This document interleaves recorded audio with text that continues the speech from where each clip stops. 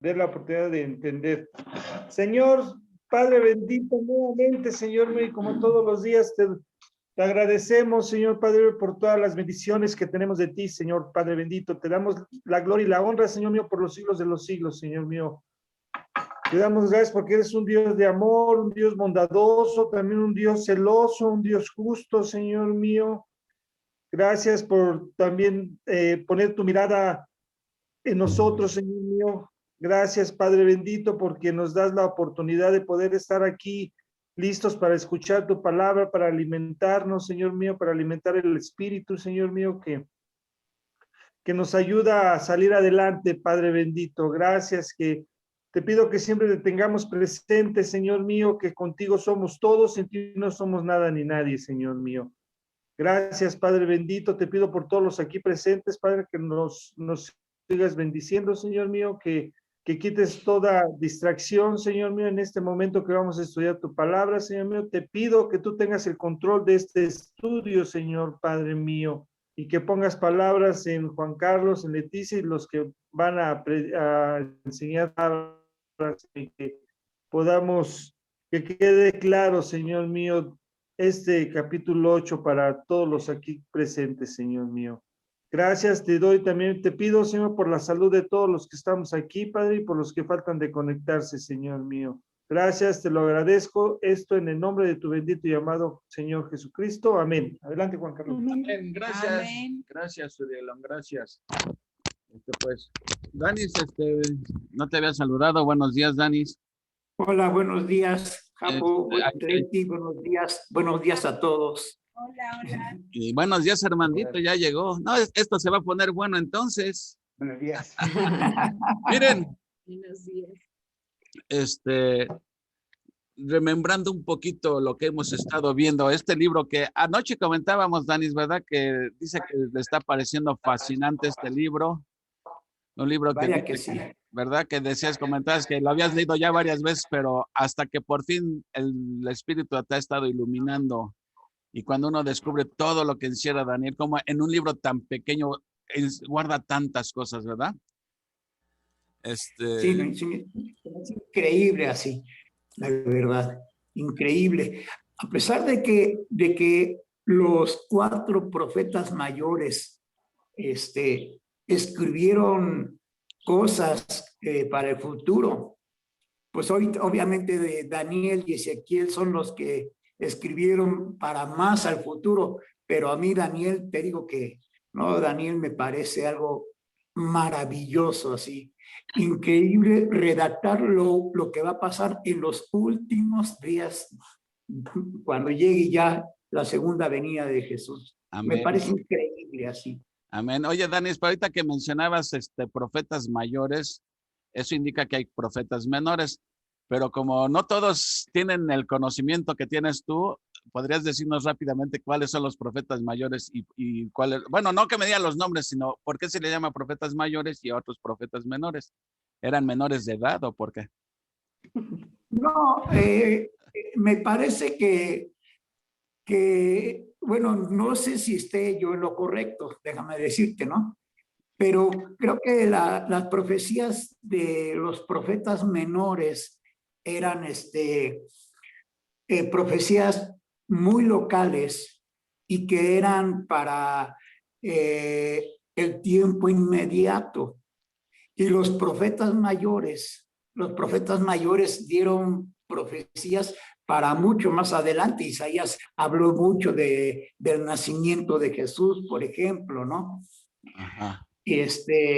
Ezequiel, Jeremías habló de la deportación a Babilonia y dio nombres, ¿no? Dio nombres de los reyes que vendrían después. Ezequiel y Daniel, pues todavía de las profecías a futuro, pues ahorita Daniel, pues estamos viendo de que estuvo escribiendo sobre los 4 reinos que vendrían después y todavía no existían para ese tiempo, ¿no? Todavía los medos y los persas ya.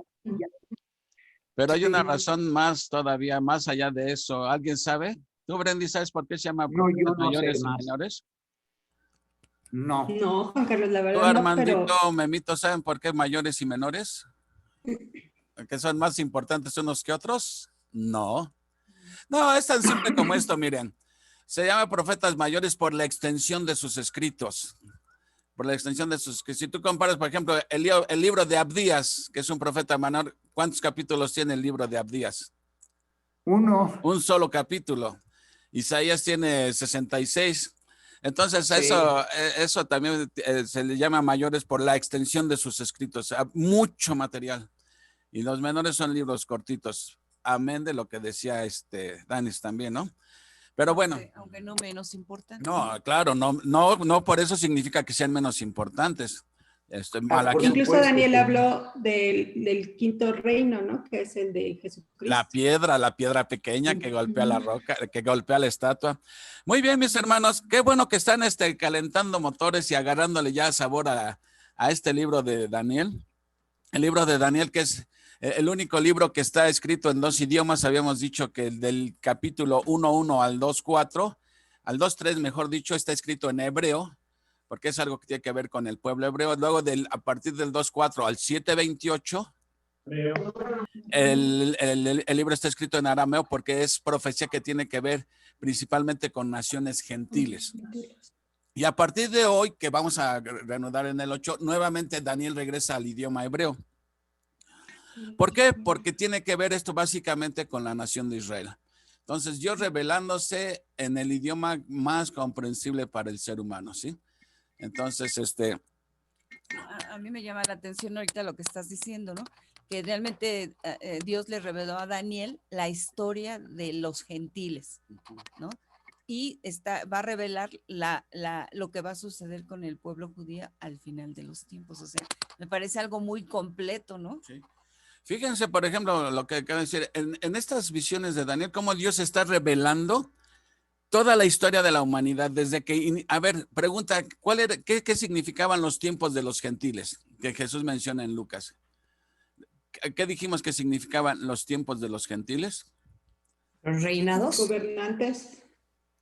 ¿Cuándo empieza el tiempo de los gentiles? Lo dijimos también. Empieza con la destrucción del templo por parte de Nabucodonosor.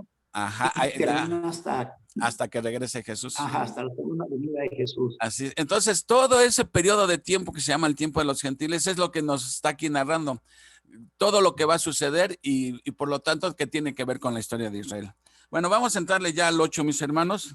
Baste ya de tanta plática. Le decía hace ratito a Leti, oye, ¿por qué no hacemos un canto antes de empezar? Me dice, ¿cuál canto? Pues, ¿dónde te agarró el temblor? ¿Dónde te agarró el temblor? Ayer estábamos empezando el estudio y que empieza la tembladera y todos corriendo y todo. Y bueno, gracias a Dios aquí seguimos por la pura gracia de Dios. Así que, bueno, ahora sí ya vamos a arrancar. Dice así la palabra de Dios. Este capítulo lo podemos dividir básicamente en 3 puntos. Primero, la situación bajo la cual se da la revelación a Daniel. Luego, el contenido de la revelación. Y por último, su interpretación. Así que vámonos al versículo 1 y 2. Dice, en el año tercero del reinado del rey Belsasar, me apareció una visión a mí, Daniel, después de aquella que me había aparecido antes. Dice, en el año tercero. Acuérdense que habíamos comentado que los libros no están escritos cronológicamente, porque acuérdense que Belsasar murió en el capítulo 5 y ahorita estamos en capítulo 7, pero no están acomodados los capítulos cronológicamente. O sea que esta visión, dice, ocurrió en el año tercero del reinado de Belsasar. O sea que Belsasar empezó a reinar en el 553, cuando fue la visión del capítulo anterior, en el año 553. Si nos dice que es en el año tercero, entonces ahora son 2 años después. Estamos en el año, ¿qué? 551, porque la numeración viene descendiendo porque es antes de Cristo. Entonces, dice en versículo 2. Entonces ya nos estamos ubicando. Estamos hablando del segundo, en el año tercero del reinado del rey Belsasar. Me apareció una visión a mí, Daniel. O sea, a diferencia de la visión anterior, que fue una visión en sueño, aquí es una visión. O sea que Daniel está pero bien despiertito, ¿sí? Es una visión. Dice en el versículo 12, vi en visión, y cuando la vi, Yo estaba en Susa, que es la capital del reino en la provincia de Elam. Vi pues en visión, estando junto al río Ulai. Fíjense aquí, ¿qué leyeron acerca? A veces, o sea, aquí el profeta estaba físicamente ahí, en Susa, o estaba su espíritu en Susa. Su espíritu. Su espíritu. No, estaba físicamente en Susa. No, Donis, no puede ser. Te voy a decir por qué no Porque era puede una ser. visión. En primer lugar, porque es una visión, pero dice, es que fíjate, aquí es donde está el punto, dice, vi en visión y cuando lo vi yo estaba en Susa, que es la capital del reino. Eso tuvo que haber sorprendido a Daniel porque la capital del reino era Babilonia. Y él está mencionando aquí, dice, estaba yo en Susa, que es la capital del reino. Lógico, si él está en el año tercero de Belsasar, él está en Babilonia, ¿sí? Pero la visión, lo que él está diciendo, él está ubicado, 200 años después.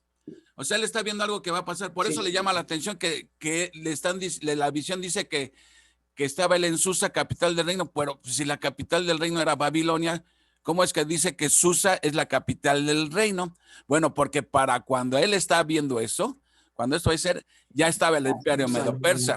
Y para los medo-persas esa era la capital del imperio medo-persa. Por eso dice la capital del reino. O sea que él está en una visión y lo que está viendo es que estoy en Susa y es la capital del reino. Y eso, por eso Daniel se saca de onda totalmente porque pues la capital de la comisión, pues ¿qué va a pasar en 200 años? Él ya está viendo lo que va a pasar en 200 años. Perdón, ¿alguien dijo algo? Sí, que fue transportado en espíritu. No entendí. ¿Alguien puede repetir qué fue? No se le entiende. Si no se entendió lo que dijeron, pero bueno. Ok, entonces él está viendo aquí en su visión una escena que se va a desarrollar en el año 331, o sea que va más allá de los 200 años esta visión, a futuro. Y entonces él nos está ubicando en dónde está esto. Él está viendo que está él en Susa, junto al río Ulai, ¿sí? Bueno, ¿en qué consistió esa visión? ¿En qué consistió esa visión? Déjenme irles poniendo aquí mis gráficas. Pues sí me puedes escuchar a mí. Sí, perfectamente. Sí. Entonces es el celular de Uriel que no funciona. No, lo que preguntaba él si era como si espiritualmente se hubiera transportado a ese momento. Exactamente, sí, o sea, su cuerpo estaba ahí en Babilonia. Su espíritu, fue llevado es como si le dijeran, ven, tráete tu espíritu y te voy a pasar una película que va a ocurrir dentro de 200 años. Él estaba en espíritu ahí viendo la visión, ¿sí? Su espíritu, pero él físicamente estaba en Babilonia, ¿sí? En Babilonia. Todavía ni existía el imperio medo-persa para ese entonces. Bueno, dice ahora, vamos a ver qué es lo que vio. Dice, alcé los ojos y miré. Ahí ven al profeta Daniel ya anciano, alzando sus ojos al cielo, ¿sí? Y vamos a ver qué es lo que vio. Aquí hay símbolos que él está viendo aquí. Y obviamente él no va a entender y va a requerir que se le explique la visión. Dice, alcé los ojos y miré, y aquí un carnero. Miren, ahí está miren, fíjense, Babilonia está aquí, ahí donde estoy moviendo con Sí. Esa es la capital del reino de Babilonia, o sea, del imperio de Nabucodonosor, esta era la capital, ¿sí? Él se está viendo en visión en Elam, ¿sí? O sea, su cuerpo está acá, pero su espíritu está acá presenciando algo, ¿sí? Aquí está Susa, que era la capital del reino, porque cuando él estaba presenciando esa visión, ya eran los medo-persas los que habían, los que dominaban toda esta área, ¿sí? Ya había caído Babilonia. Aquí si ven, está el río Éufrates, el Tigris, etcétera. Bueno, ahí está, ahí él, en su visión, él está viendo, ¿qué está viendo? Un carnero. Cuando empezaba yo a leer esta profecía, al principio me hacía bolas que el carnero, que el macho cabrío, ya no sabía ni cuál era cuál. Pero él aquí está viendo un animal, dice que tenía 2 cuernos. Y aunque los cuernos eran altos, uno era más alto que el otro. Y el más alto creció después. Y vi que el carnero hería con los cuernos al poniente, al norte y al sur, y que ninguna bestia podía parar delante de él, ni había quien escapase de su poder, y hacía conforme a su voluntad, y se engrandeció. Eso es lo que él primero ve. Ve que está un carnero, junto al río Ulai. Este carnero tiene 2 cuernos grandes, pero uno de esos cuernos es más grande que el otro. Ahorita ya lo empiezan a relacionar con el oso que se levantaba más de un lado que del otro.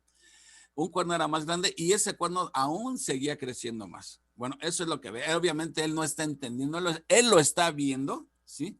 Pero no entiende qué significa eso. Y ahorita vamos a ver la misma interpretación que nos da la Biblia. O sea, no tenemos que andar inventando interpretaciones, la misma Biblia nos va a decir de qué se trata.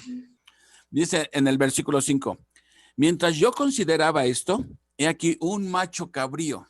Ahí está el macho cabrío, dice. Un macho cabrío venía del lado poniente sobre la faz de toda la tierra. Ok, una pausa ahí. El carnero dice que estaba atacando hacia el poniente, hacia el norte, hacia el poniente y hacia el sur. Entonces, si él está atacando hacia el poniente, hacia el norte y hacia el sur, quiere decir que él está ubicado en el oriente. Él está acá, los medo-persas estaban en el Medio Oriente, ¿sí? Y entonces, este carnero está conquistando hacia el norte, está conquistando hacia el poniente y está conquistando hacia el sur. Ahí es donde se está extendiendo el imperio medo-persa. Pero este macho cabrío que él está viendo viene del poniente hacia acá, o sea que se van a encontrar de frente. Y la historia demuestra cómo los medo-persas ya habían intentado conquistar Grecia, ¿sí? Pero no habían podido. Y Alejandro ya venía levantándose como la espuma y ya les traía ganas a los persas. ¿Por qué? Porque antes ya ellos habían querido conquistar Grecia, pero no pudieron. Y entonces Alejandro ya les traía ganas. Alejandro parece entonces tenía unos 22 años más o menos aproximadamente. Era un joven, pero ya estaba enrolado en el ejército de su papá. Su papá se llamaba Filipo de Macedonia. De ahí el nombre de la ciudad de Filipos en honor al padre, ¿sí?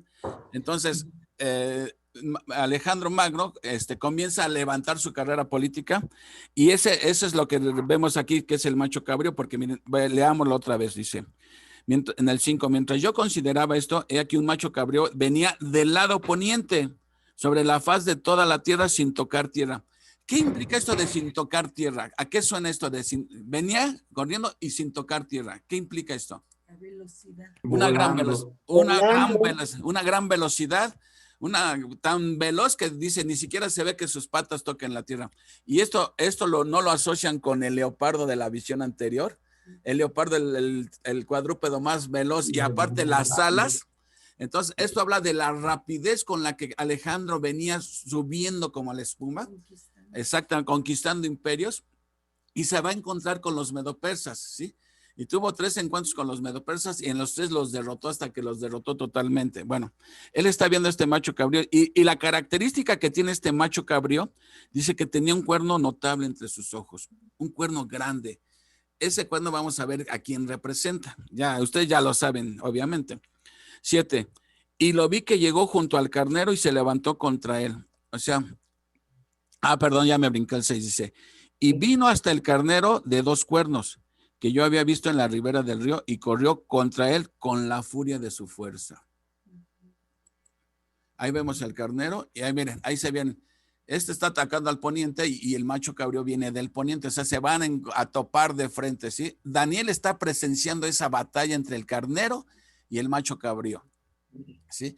Y nos dice que el macho cabrío viene, pero con toda su fuerza, ¿no? Y con ese cuernote que traía.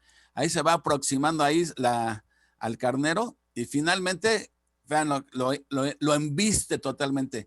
Viene con tal rapidez el macho cabrío que embiste al carnero. Y el carnero era poderoso. Acuérdense que decía que no había quien le hiciera frente al carnero, pero con el macho cabrío encontró la horma de su zapato. Entonces, vean 4 cosas que le va a hacer el macho cabrío al carnero. Dice 7, y lo vi que llegó junto al carnero y se levantó contra él. ¿Y qué le hizo? Dice, lo primero que hace, lo hirió, ¿sí? Segunda cosa que le hace, le quebró sus 2 cuernos, ¿sí?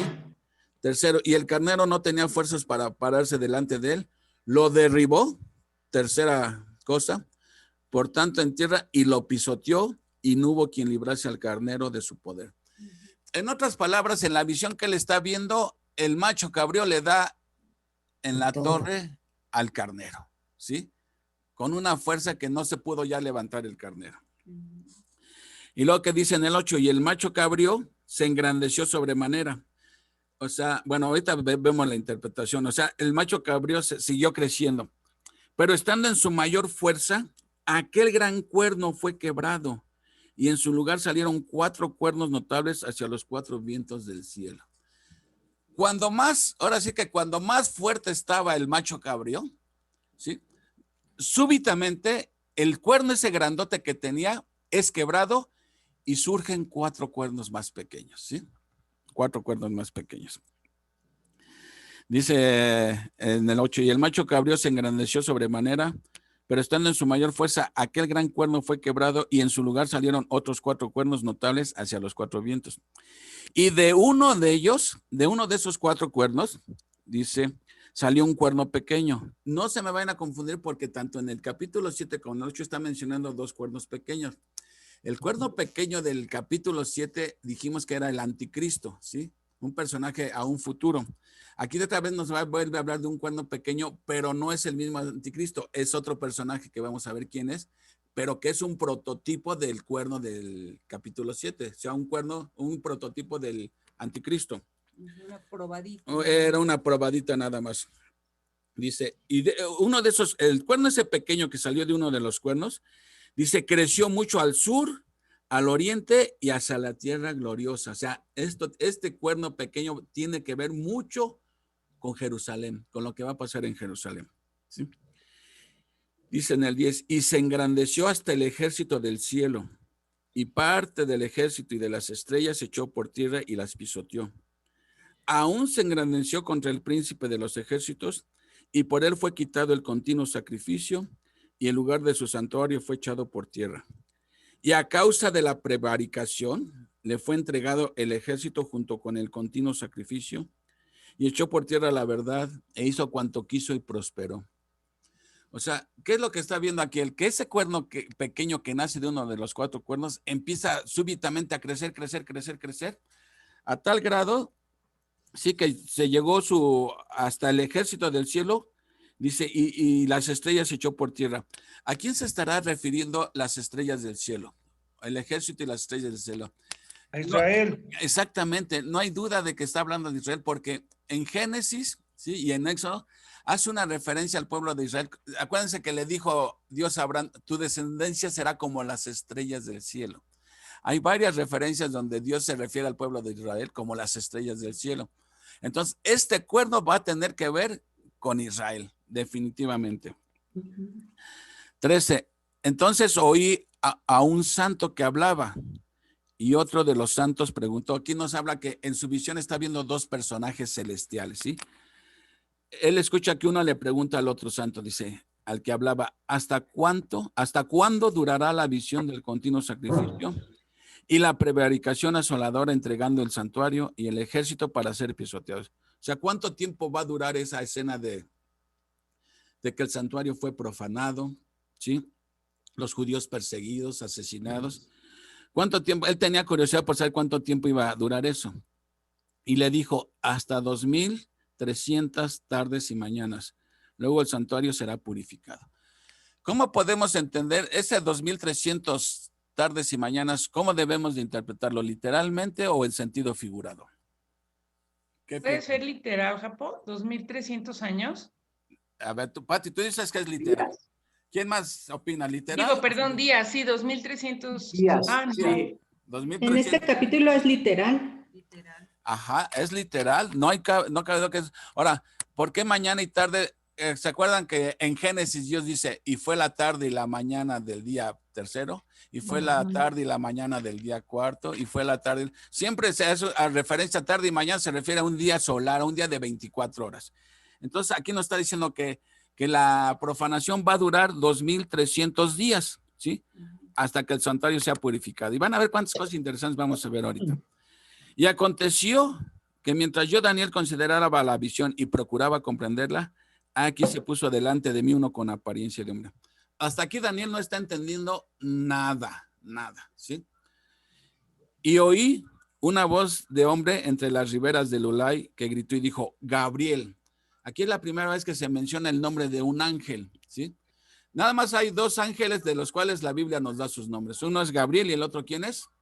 Miguel. Miguel. Muy bien. Gabriel, enseña a este la visión. Vino luego cerca de donde yo estaba y con su venida me asombré y me postré sobre mi rostro. Pero él me dijo, entiende, hijo de hombre, porque la visión es para el tiempo del fin. O sea, le está diciendo, esta visión es para largo, pero entiéndela, ¿sí? Mientras él hablaba conmigo, caí dormido en tierra sobre mi rostro. Ahí nos damos cuenta que Daniel estaba despierto. Todo el tiempo ha estado despierto. Ya después se quedó ya bien jetón, ¿sí? Con tan asombrosa revelación. Se quedó dormido, dice, caí dormido sobre mi rostro y él me tocó y me hizo estar en pie. Y dijo, he aquí yo te enseñaré lo que ha de venir al fin de la ira, porque eso es para el tiempo del fin. Fíjese, utiliza dos expresiones. El fin de la ira y el tiempo del fin. Ahora, esto nos va a ayudar a entender a qué se está refiriendo, como el tiempo del fin y el fin de la ira son dos periodos diferentes. Uno va a ser antes que el otro. Digamos que un adelanto. Al fin de la ira quiere decir de la profanación del templo. Pero esto también apunta hacia el fin de los tiempos, al tiempo del fin. Entonces, es lo que le está diciendo. Eso que estás viendo va a tener dos cumplimientos, por así decirlo, o dos proyecciones. A un futuro inmediato, que digamos ese futuro inmediato estamos hablando de 200 años por aproximadamente, o 300 por ahí. Y el otro es hasta el final de los finales, hasta el fin del fin, ¿sí? Es escatológico, ya cuando venga el cuerno pequeño del capítulo 7. Ok, 20. Fíjense, aquí le va a dar la interpretación, dice, en cuanto al carnero que viste, que tenía 2 cuernos, estos son los reyes de ¿qué? De Media. De Media Persia. Exactamente, entonces no tenemos que andar pensando que ni Dios dejó a Daniel en una situación de que Daniel empezara a imaginar, a teorizar de qué se tratará ese carnero. No, se lo dice, no queda nada a la imaginación de Daniel, se lo dice claramente. El carnero es el imperio medo-persa, sus cuernos representan al imperio de Media y al imperio de Persia, ¿sí? Que se habían unido, no siempre habían estado unidos, ¿sí? Pero para este entonces ya Persia había conquistado a Media y los dos reinos formaron un ejército enorme, que solamente la astucia de Alejandro pudo derrotarlos, porque Alejandro tenía un ejército mucho menor, pero era mucho más astuto que ellos, ¿sí? Ok, dice el macho, ahora ya le dijo que entonces el carnero de los 2 cuernos son los reyes de Media y de Persia. El 21, el macho cabrío es el rey de Grecia, fíjense. Le está diciendo, fíjense lo que le están revelando a Daniel, el rey de Grecia, cuando Grecia todavía no existía como tal todavía. Para ese entonces eran conjunto de ciudades ahí aisladas una de otra. Y aquí ya le está dando el nombre de cómo se va a llamar ese país. Una nación, sí. Dice, el macho cabrío es el rey de Grecia y el cuerno grande que tenía entre sus ojos es el rey primero. ¿Quién es el rey primero? Alejandro Magno. Hijo de Filipo, ¿sí? Entonces ya le está diciendo de qué se trata. Y dice, y en cuanto al cuerno que fue quebrado, fíjense qué interesante esto, ¿sí? Y en cuanto al cuerno que fue quebrado y sucedieron 4 en su lugar, significa que 4 reinos se levantarán de esta nación, aunque no con la fuerza de él. ¿No les recuerda esto el leopardo de las 4 cabezas? ¿Ven cómo todas estas visiones son paralelas? Aunque no es la misma visión, son diferentes símbolos, pero son paralelos, ¿sí? Está dando detalles adicionales. Como por ejemplo, en el capítulo 7 nos dio datos adicionales que no nos había dado en el capítulo 2, en la estatua. Danis comentaba algo de esto hace 8 días, hace 15 días. El capítulo 7 nos da más información que el capítulo 2, pero aquí el capítulo 8 nos está dando más información acerca del segundo y tercer reino, que es Medo-Persia y Grecia. Entonces, aquí nos está diciendo que ese cuerno grande fue quebrado, dice. Dice el 22, y en cuanto al cuerno que fue quebrado y sucedieron 4 en su lugar, significa que 4 reinos se levantarán de esa nación, aunque no con la fuerza de él. O sea, ninguno de esos 4 reinos tuvo el auge que tuvo Alejandro. Al fin del reinado de estos, cuando los transgresores lleguen al colmo, se levantará un rey altivo de rostro y entendido en enigmas. ¿De dónde va a salir este rey altivo y entendido en enigmas? De uno de esos 4 cuernos. Y la historia vino a demostrar que del cuerno de donde surgió este personaje fue del reino de los Seleucos, les llamaban, de donde surgieron los antíocos, ¿sí? Ok. 24, nos está describiendo la personalidad del cuerno pequeño que está creciendo, y su poder se fortalecerá, mas no con fuerza propia, y causará grandes ruinas, y prosperará, y hará arbitrariamente y destruirá a los fuertes y al pueblo de los santos. ¿Sí? O sea, cuando dice que se fortalecerá, mas no con fuerza propia, no está hablando que detrás de este personaje, ¿quién está? Que lo energiza. Satanás, lo mismo que va a hacer con el anticristo. El que está detrás de ellos es Satanás, energizándolos, dándoles su poder para poder hacer. Ahora, todo esto con la anuencia de Dios, dentro del propósito de Dios. 25. Con su sagacidad hará prosperar el engaño en su mano, y en su corazón se engrandecerá, y sin aviso destruirá a muchos, y se levantará contra el príncipe de los príncipes, ¿sí? Pero será quebrantado, aunque no por mano humana. O sea, va a ser tanto su soberbia y su desafío de este personaje que aún desafía a Dios mismo, a Cristo mismo, como dice aquí, al príncipe de los príncipes, ¿sí? Porque finalmente era a quien le ofrecían sus sacrificios los judíos, ¿no? A Dios, ¿sí? Ahora, a su Mesías, entonces dice aquí, dice, aunque no por mano humana, dice, pero será quebrantado. Nos está diciendo que se va a engrandecer mucho, mucho este personaje, se va a engrandecer, engrandecer, engrandecer. Se va a querer poner con Sansón a las patadas, o sea, se va a querer desafiar a Dios, ¿sí? Dice, pero será quebrantado, aunque no por mano humana. Esto significa que no va a ser una muerte de que, o sea, no va a morir asesinado, no va a morir en el combate. Dios mismo lo va a matar. Su muerte no va a tener nada que ver con una acción humana, sino con una acción divina. Es Dios quien lo va a matar a este. Lo mismo que va a suceder con el anticristo. Dios es el que lo va a matar. La visión de las tardes y las mañanas que se ha referido es verdadera. Y tú guarda la visión porque es para muchos días. Y yo, Daniel, quedé quebrantado y estuve enfermo algunos días. Y cuando convalecí atendí los negocios del rey. Pero estaba espantado, dice, a causa de la visión y no la entendía.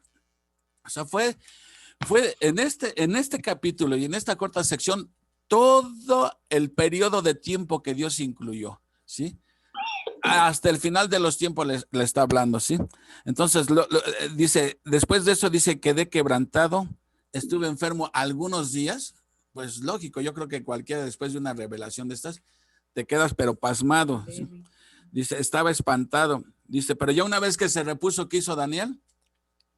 ¿Qué hizo Daniel después ya que se repuso? Atendió los negocios del rey. Exactamente, otra vez a su chamba, a atender los negocios del rey. Y esto es importante, miren, a veces si alguien nos dijera a nosotros que, vamos a suponer que alguien dijera, en 6 meses se acaba el mundo, ¿sí? Muchos dirían, pues entonces ya para qué trabajo, pues si ya se va a acabar, mejor a disfrutar la vida, o desde ahorita me voy a tener con misericordia de mí mismo, pobre de mí, o sea, porque miren, en la historia, siempre que ha habido falsas profecías acerca del regreso de Cristo, la gente ha dejado de trabajar y empieza a vender sus cosas, sus propiedades, porque ya para qué, si ya estoy... No, eso es un mal ejemplo. En primer lugar, porque ni sabemos cuándo va a suceder esto. Segundo, aunque sabemos que el fin puede ser mañana o puede ser dentro de 1000 años, uno tiene que actuar responsablemente en su ahora, ¿sí? Daniel dijo, pues ya, ¿para qué? ¿Para qué si esto ya se va a acabar? Y, en fin, el futuro es negro, pues esta vida mejor que se acabe, no es para mí, ¿no? Pero no, él no tuvo esa actitud, él siguió atendiendo los negocios del rey. Pero él seguía conmocionado por tan tremenda revelación.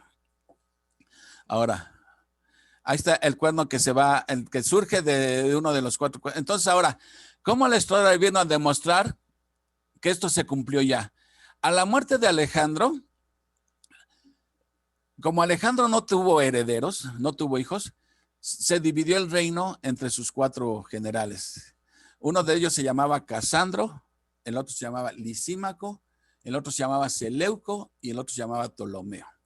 Ok, convoca a sus 4 generales, reparte el reino, y de uno de esos 4, dice, de ahí va a surgir un cuerno pequeño. O sea, ¿qué parte le tocó a Casandro? Le tocó lo que fue Grecia, ¿sí?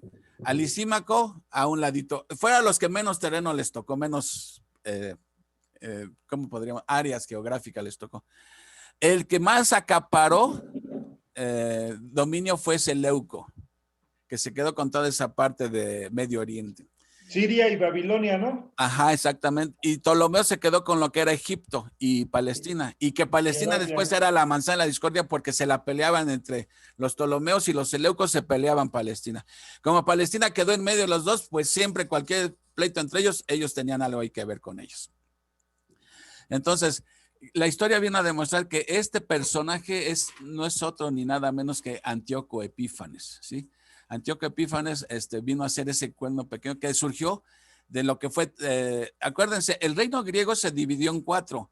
Una de esas partes fue Siria, la que correspondía a los Seleucos. Bueno, de ahí descendió Antíoco Epífanes, ¿sí? De ahí salió Antíoco Epífanes. Ese fue el cuerno pequeño que se engrandeció, ¿sí? Y fue sobre el pueblo de Dios. Ahora miren, aquí esta gráfica nos va a ayudar a entender cómo se está desarrollando todo el plan profético de Dios. En el capítulo 2, acuérdense ustedes, ahí la están viendo la imagen. Sí. Está la estatua de oro, ¿sí? Que a quién representa a León en el capítulo 7. Luego están el pecho de plata y los 2 brazos, que correspondía al segundo imperio, ¿sí? Que vino a suceder a Babilonia, que fue Medo-Persia. En el capítulo 7, Medo-Persia es el oso que se levantaba más de un lado que de otro, ¿sí? Y en el capítulo 8 sigue siendo el mismo imperio, pero ahora utilizando otro símbolo, un carnero con 2 cuernos, y un cuerno es más grande que el otro, ¿sí? Vea cómo estos pasajes son paralelos. Luego tenemos el vientre de bronce, que en el capítulo 2 era la parte de la estatua, que era Grecia, ¿sí?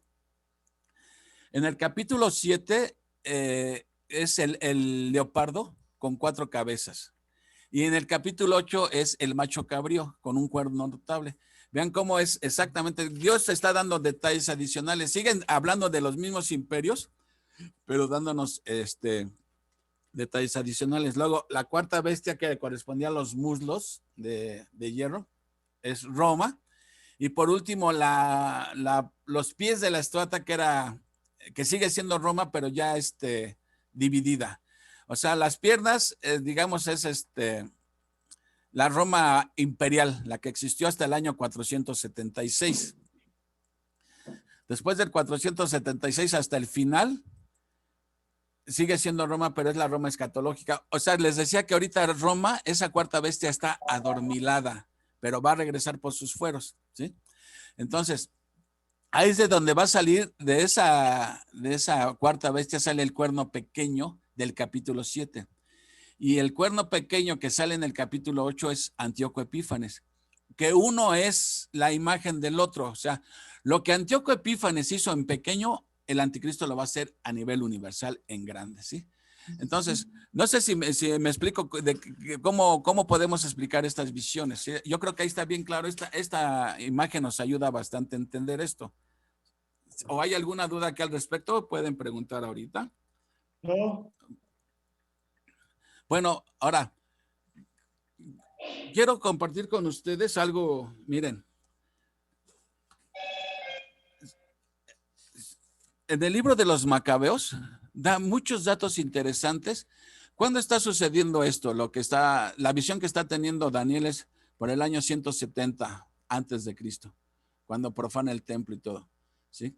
Ahora, vean lo que sucede en el libro de los Macabeos, que tú vas a decir, ¿qué libro está eso? Dice, mi Biblia no trae eso, ni la mía tampoco trae el libro de Macabeos, pero en la Biblia católica viene el libro de Macabeos, que es un libro histórico, que habíamos dicho, no es inspirado, pero como historia tienen mucho valor. ¿Saben por qué tienen mucho valor este libro? Porque este libro se escribió casi simultáneamente como cuando estaban sucediendo los eventos.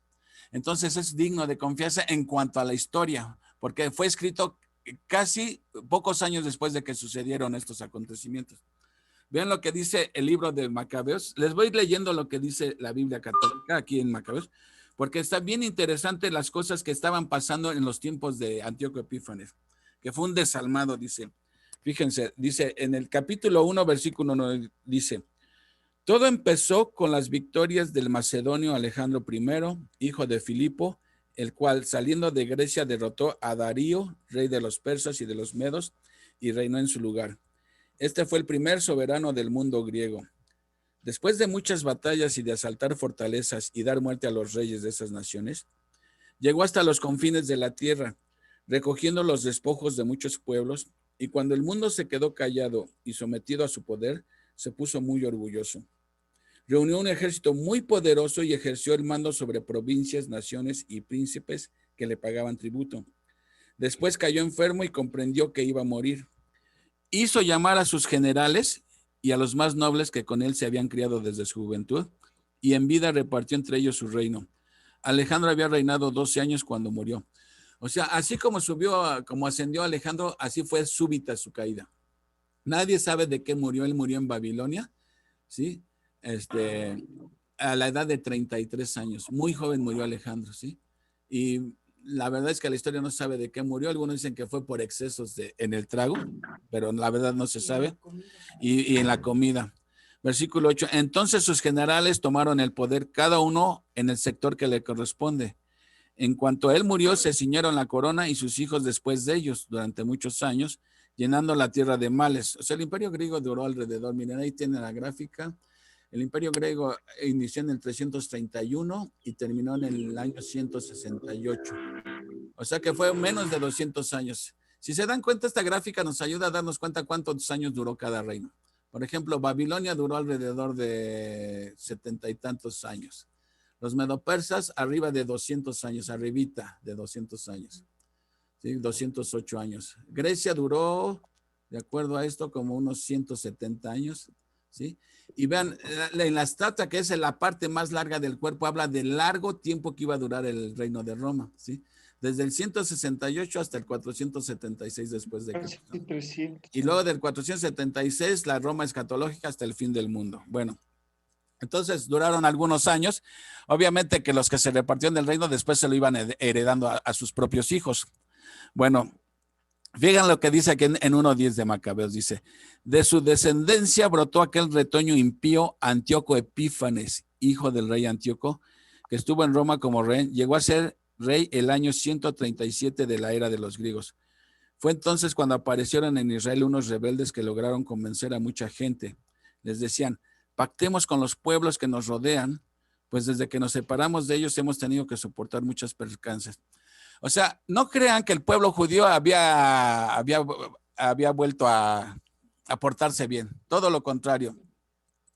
Seguían en la idolatría y todo. Entonces, aquí como cuando ya Antíoco Epífanes era el mero mero, ellos dicen, pues vamos a aliarnos con ellos. Dice, total, si estamos en contra, nos va a ir peor. Mejor pues, vamos a seguir sus costumbres, vamos a hacernos como ellos para que ya no estemos sufriendo tanto. Y entonces estaban convenciendo a muchos, dice, en el versículo 12, dice, tal idea tuvo buena acogida y algunos acudieron decididamente al rey. Este los autorizó para que adoptaran las costumbres de los pueblos paganos. Con ese permiso construyeron en Israel un gimnasio al estilo pagano. Se hicieron prepucios y renegaron de la alianza santa para unirse a los paganos y pecar libremente. O sea, el pueblo judío estaba de mal en peor nuevamente. Nuevamente, para variar, nuevamente estaban de mal en peor. Se quisieron hacer, para evitar el sufrimiento y la persecución, se quisieron hacer al estilo de los paganos. Y dice aquí que construyeron un gimnasio al estilo pagano. Pero aquí tú te preguntarás, ¿y qué tiene de malo un gimnasio? Porque esto es lo que explica porque dice que se hicieron prepucios, ¿sí? O sea, cosas que te desconciertan, ¿no? Y dices, pues, ¿cómo está eso? Bueno, los griegos practicaban los deportes desnudos. Esos gimnasios todos iban a hacer ahí sus pesas, pero todos totalmente desnudos, ¿sí? Para un judío eso era una vergüenza. Entonces, por eso, como ellos se querían hacer a los paganos y que no se dieran cuenta que eran judíos por la vergüenza, dice, se mandaron a hacer prepucios, o sea, como que revirtieron la circuncisión. ¿En qué consistía esa maniobra quirúrgica? Quién sabe, pero de alguna manera se camuflajeaban para que no se viera que ellos tenían la circuncisión. ¿Sí? Entonces dice, en el versículo 14 dice, con ese permiso construyeron en Israel un gimnasio al estilo pagano. Se hicieron prepucios y renegaron de la alianza santa, o sea, renegaron de su fe, ¿sí? Para unirse a los paganos y pecar libremente. Esa era la situación que estaba imperando en los tiempos de Antíoco Epífanes. Por eso dice que cuando la prevaricación, o sea, la apostasía llegó a su colmo, Dios los entregó. O sea, nuevamente Dios utilizando a un pagano para disciplinar a su pueblo. Y en este caso iba a ser ahora Antíoco Epífanes. Dice, miren, aquí en el comentario que da la Biblia de estos versículos dice, esto explica que los que tenían vergüenza de aparecer como judíos debían hacerse reemplazar, gracias a una estratagema quirúrgica, el prepucio que les faltaba después de la circuncisión. Bueno, estos eran los tiempos, cómo estaba la situación en ese entonces, ¿sí? En el tiempo. Por eso Dios los entregó, por eso Dios permitió que Antíoco, ¿sí?, castigara a su pueblo, porque realmente era Dios quien estaba castigando a su pueblo, y Antíoco Epífanes no era más que el instrumento de Dios. Así como utilizó a Nabu, ahora estaba utilizando a Antíoco Epífanes para castigar a su pueblo. ¿Por qué? Porque se entregaron pues al paganismo. Y entonces Antíoco Epífanes fue un desalmado con saña que persiguió al pueblo judío, les prohibió que siguieran adorando, él profanó el templo, ¿sí? Puso una estatua de Zeus, sacrificó un cerdo, obligaba a los judíos a que comieran cerdos, levantó altares por toda la ciudad donde se sacrificaban cerdos y obligaba al pueblo judío a comer cerdo, que para ellos era prohibido. Bueno, incluso prohibió la circuncisión. Dijo, nadie más se hace aquí circuncisión. O sea, él quería que todos fueran como él, ¿sí? Pagano, así que borrar la religión judía. Un intento más por borrar la religión judía. Pero ¿qué pasaba? Vean, aquí hay algo bien interesante aquí, miren. Dicen en Macabeos capítulo 1, versículo 47. Vean, qué horror estaban pasando, dice,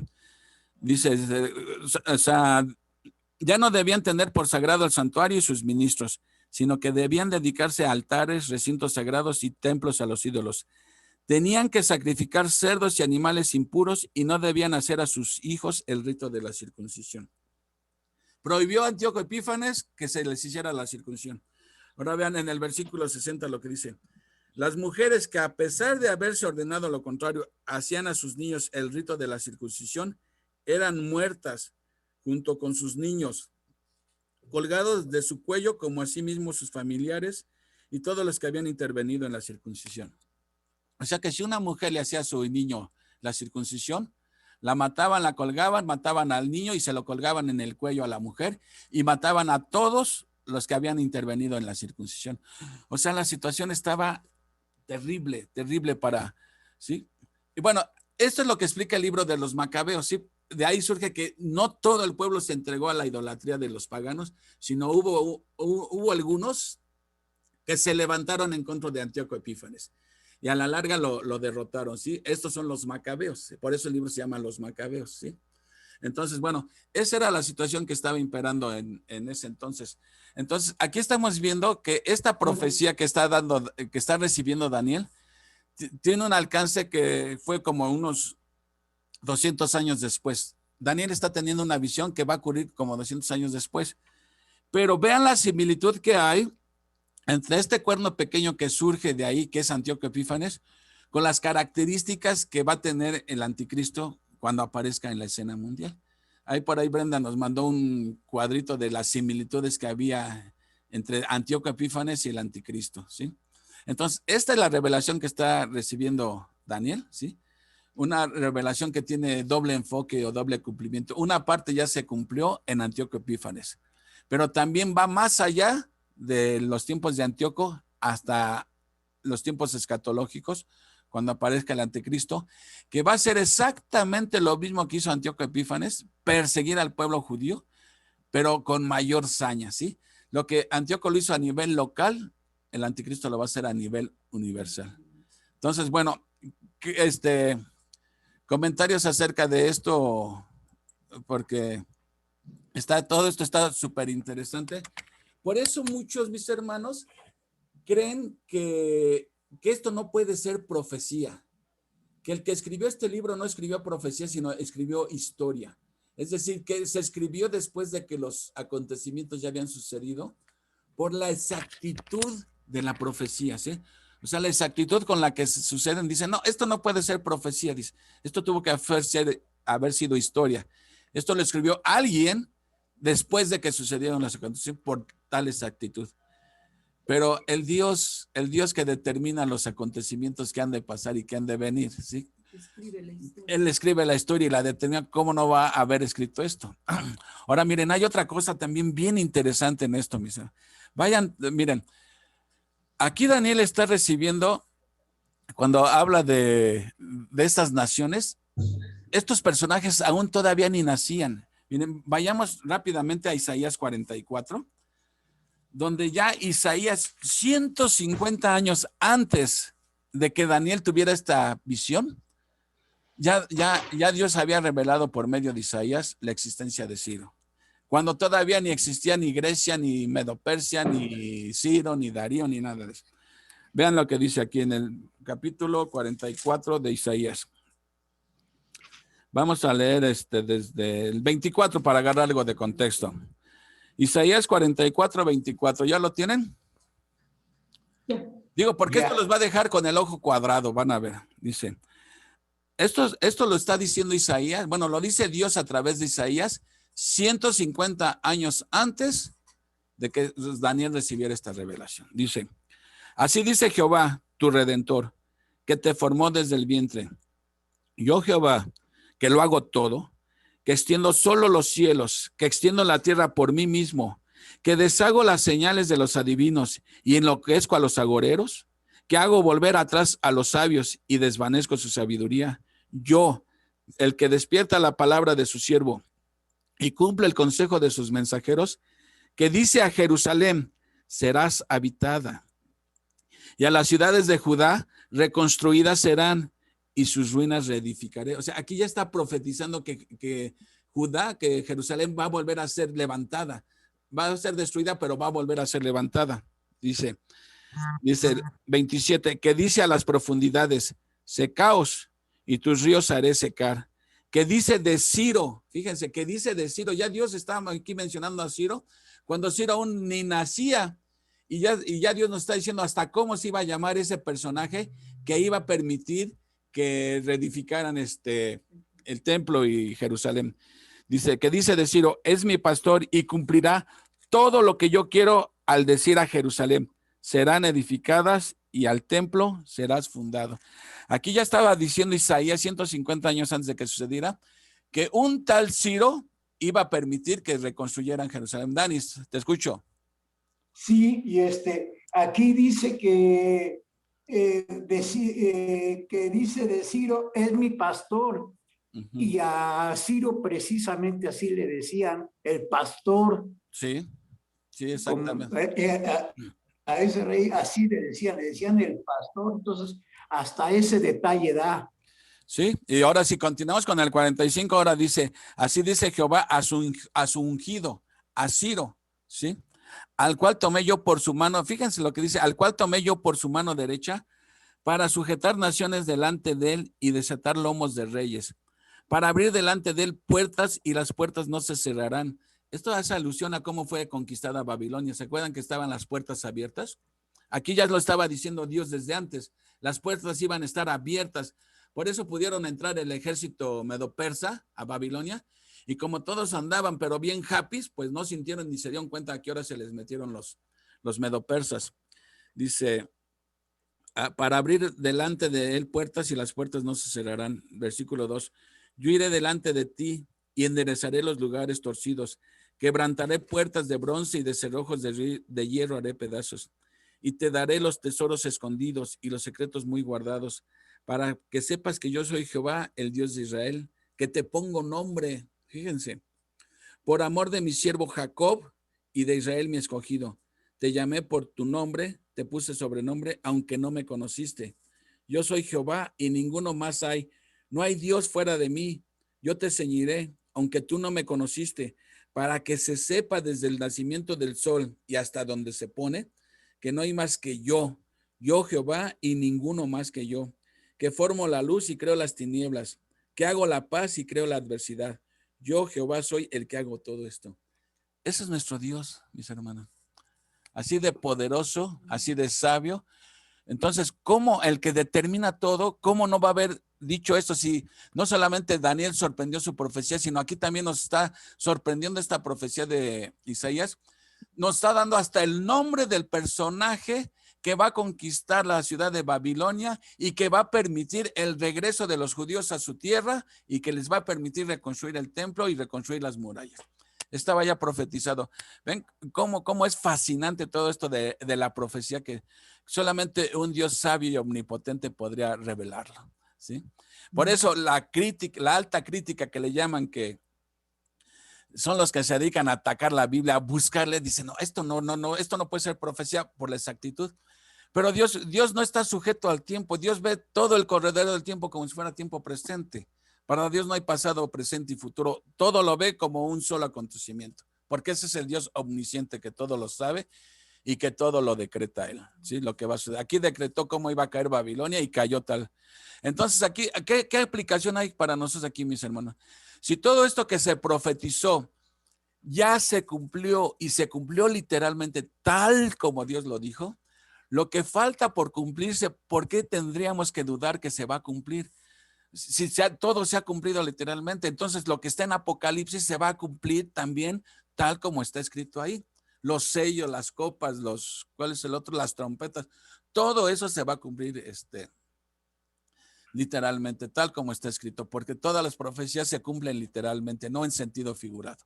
Bueno, mis hermanos, ya cállenme y ahora sí escúcholes. A ver, ¿algún comentario, algo que se nos haya? Porque a mí me dejó pasmado cuánta exactitud y cuánta sabiduría de Dios. Especialmente esto de lo de Ciro, que ya Dios lo dijo desde antes. Adelante. A ver, comienzo con Brendis. Adelante. Algo que se me haya pasado, Brendis. Pero tú siempre detectas todos los detalles que se me pasan. No, no es cierto. No, esto que comentaba Dani que lo llamó pastor, en el comentario de Scofield dice que en relación a lo que estás diciendo de Isaías, dice que este es el único caso en que la palabra ungido se aplica a un gentil. A Nabucodonosor se le llamaba el siervo de Jehová, según Jeremías 25:9. El uso de la palabra ungido en unión de la expresión mi pastor en este capítulo, que es también un título mesiánico, señala a Ciro como la sombra excepción de que un gentil sea tipo de Cristo. Ajá, exactamente. Y luego señala que Cristo y Ciro son conquistadores de los enemigos de Israel. El segundo punto, ambos restauran la ciudad de Santa. Y el tercer punto, por medio de ambos, el nombre del único Dios verdadero es glorificado. O sea, aquí me llamó mucho la atención esto de que dice que es el único que le llamaron, que aunque era gentil, era un tipo de Cristo, por lo que hizo Ciro. Exactamente, porque lo que hizo Ciro fue liberar al pueblo. Y cuando venga Jesús va a liberar al pueblo también de los ataques del anticristo. El que lo va a liberar va a ser Jesús nuevamente. Ahí, por eso dice que la imagen de Ciro apunta a Jesús en el sentido de que ambos liberaron al pueblo de Dios. Sí, buena observación esa. Y ¿Algo también más? aquí, Adelante, Brenda. Sí, nada más. Como tú échale, agregar Brendis. esto que comentabas de lo del cuerno pequeño que es Antíoco Epífanes. Ajá. Bueno, él salió de Siria y él ascendió al trono en el 175 a.C. y reinó hasta el 164. Era un antisemita hasta no poder. Y aquí me llamó mucho la atención en cuanto a que dice que el cuerno pequeño, lo voy a leer porque no lo sé explicar. Por toda Palestina se edificaron altares a Júpiter y los judíos fueron forzados a sacrificar en ellos. Pero un pequeño pueblo judío llamado Modín, donde salió un sacerdote llamado Matatías de la casa de los Asmoneos, tenía 5 hijos. Ajá, y de estos 5 hijos, y este valiente anciano no solo rehusó adorar a ídolos de Antíoco, sino que también ejecutó usadamente al embajador religioso del rey. Así empezó la resistencia judía.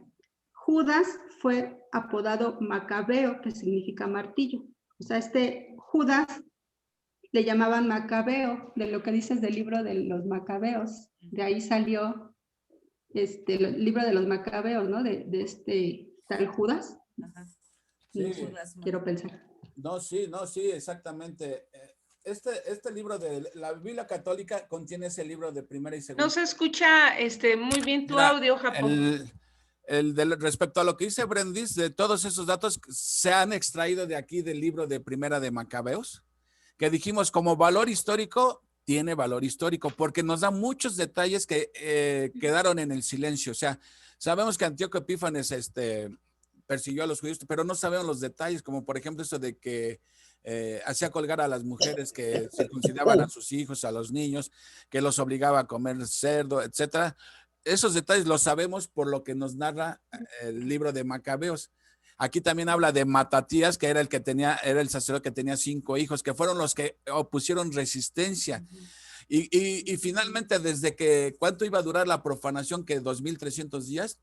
Esto terminó el 25 de diciembre del año 164, si no mal recuerdo. Por ahí tengo anotada la fecha. Bueno, o sea, fueron literales. Sí, dice ahora, 25 de diciembre del 165. Bueno, aquí según el de auxiliar bíblico. Sí, exactamente. O sea, esas 2300 tardes terminaron el 25 de diciembre con una fiesta que cuando ya purificaron el templo, le pusieron la fiesta de Hanukkah, que significa la fiesta de las luces. De la dedicación. Ajá, sí, de la dedicación, porque volvieron a dedicar el templo, o también le llaman de las luces, ¿sí? Y eso lo señala en Juan 10:22. Exactamente, ahí estaban celebrando esa fiesta, la fiesta de la dedicación o de las luces, ahí la celebraban, ¿sí? Y esa costumbre venía porque fue un 25 de diciembre cuando finalmente el templo otra vez quedó purificado. Y hasta la fecha. Ajá, y a la fecha los judíos siguen celebrando esa fecha de 25 de diciembre como el día que quedó purificado el templo. Entonces, todos estos datos lo menciona Macabeos, que dijimos, tiene un valor histórico totalmente. Pero como libro inspirado, ya comentábamos que no es un libro inspirado, porque contiene, bueno, cosas que no son inspiradas por Dios, ¿no? Entonces, miren, por ejemplo, Judas Macabeo, o sea, como libro histórico tiene valor, repito, pero vean, les voy a leer esto que dice también Macabeos. Ellos pensaban que todos los judíos que habían caído muertos fue porque tenían pecados, ¿sí? Y que los que se salvaron era porque no tenían pecados, al menos tan graves. En la cita de 2 de Macabeos 13:41 dice, todos se admiraron de la intervención del Señor justo, juez que saca a la luz las acciones más secretas, y rezaron al Señor para que perdonara totalmente ese pecado a sus compañeros muertos. El valiente Judas, o sea, Judas Macabeo, ¿sí?, exhortó a sus hombres a que evitaran en adelante tales pecados, pues acababan de ver con sus propios ojos lo que sucedía a los que habían pecado. O sea, ellos pensaban que los que habían muerto era porque traían ahí pecado en sus vidas. Efectuó entre sus soldados una colecta y entonces envió hasta 2000 monedas de plata a Jerusalén a fin de que allí se ofreciera un sacrificio por el pecado. Todo esto lo hicieron muy bien inspirados por la creencia de la resurrección, pues si no hubieran creído que los compañeros caídos iban a resucitar, habría sido cosa inútil y estúpida orar por ellos. Pero creían firmemente en una valiosa recompensa para los que mueren en gracia de Dios, de ahí que su inquietud era buena y santa. Esta fue la razón por la cual Judas ofreció este sacrificio por los muertos para que fueran perdonados sus pecados. Eso es lo que ya no aceptamos nosotros, porque esto va en total contradicción con lo que enseña la Biblia. Pero como valor histórico, dijimos, sí tienen mucho valor histórico. O sea, son libros reales, pero no inspirados por Dios, por cosas como estas, ¿sí? Y es lo que hacen los católicos, hermano, esa parte. Exactamente, o sea, de aquí sustentan su dogma de la intercesión por los muertos, ¿sí? Porque lo sacan del libro de Macabeos. Pero yo explicaba hace 8 días que esto no puede ser real. ¿Por qué? Porque entra en total contradicción con los libros inspirados que dicen que la salvación es únicamente por gracia, por medio de la fe en Jesucristo, ¿sí? Entonces aquí Judas dice que mandó a hacer, mandó ¿cuántas monedas de plata les dije? No. 2000. Él hablaba de sacrificios, ¿no? 2000 monedas de plata a Jerusalén a fin de que se ofreciera un sacrificio por el pecado.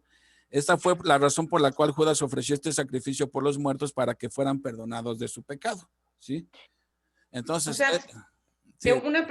Las monedas las enviaba para que allá consiguieran los animales y hicieran los sacrificios. Sí, se ¿no? ofreciera un sacrificio. Pero lo que Exacto. Lo que a ellos les habían enseñado, o sea, Dios había estipulado que esos sacrificios eran para limpiar el pecado de ellos mismos, de los vivos, no de los muertos. Claro. Entonces, claro. ahí es donde Ahí, cambian ellos, ¿no? exactamente. El propósito del sacrificio. El sacrificio era para limpiar, ¿no? O cubrir más bien el pecado de los vivos, ¿no? De ellos mismos que estaban ofreciendo el sacrificio por su propio pecado. Exactamente, pero pero ahí entonces está cambiando por los muertos. Pero hay cierta contradicción porque dice que él ofrece eso por los muertos que